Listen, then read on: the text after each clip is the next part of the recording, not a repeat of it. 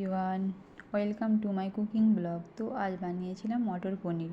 তো এটা লাঞ্চ থালি সাজিয়েছি, লাঞ্চ থালিতে বানিয়েছিলাম। তার জন্য আমি এখানে টমেটো কেটে নিয়েছি আর কিছু মশলা, আদা রসুন পেঁয়াজ আর গোটা জিরে নিয়েছি।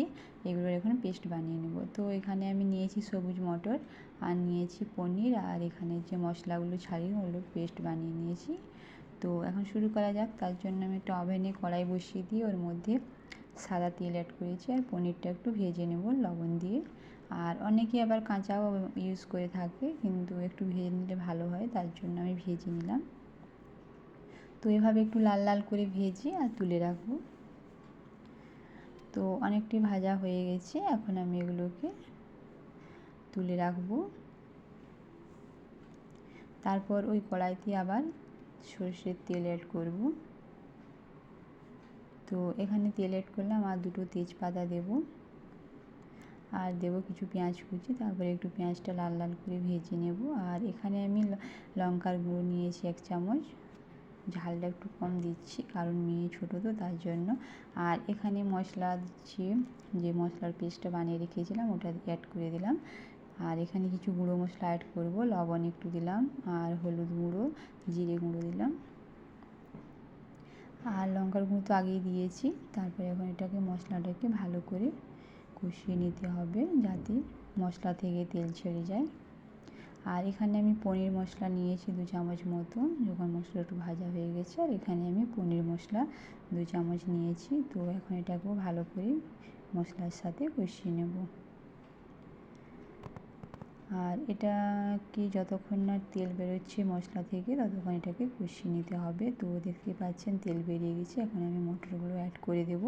তারপরে এখন মটরগুলোকে নাড়িয়ে চাড়িয়ে কষিয়ে নেব ভালো করে, যতক্ষণ না এভাবে একটু কষিয়ে নেব। তারপর এখন আমি এখানে পরিমাণ মতো জল ইউজ করব। তো হয়ে গেছে কষানো, এখন এখানে আমি জল ঢেলে দিলাম।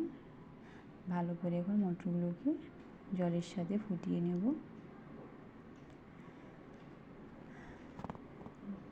তো দেখতেই পাচ্ছেন জল ফুটে গেছে।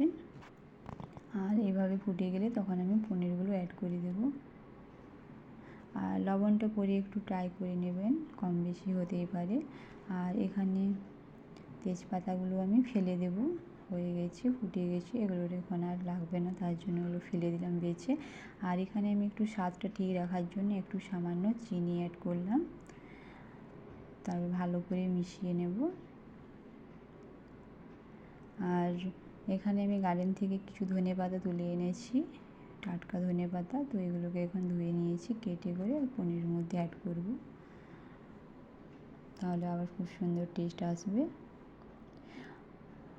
অনেকেই আবার অনেক রকমভাবে বানায়, তো এটা খুব কম সময়ে হয়ে যায়, তার জন্য এভাবে আমি বানিয়ে নিলাম। তারপর এখানে আমি লাঞ্চ থালি সাজিয়ে নিয়েছিলাম।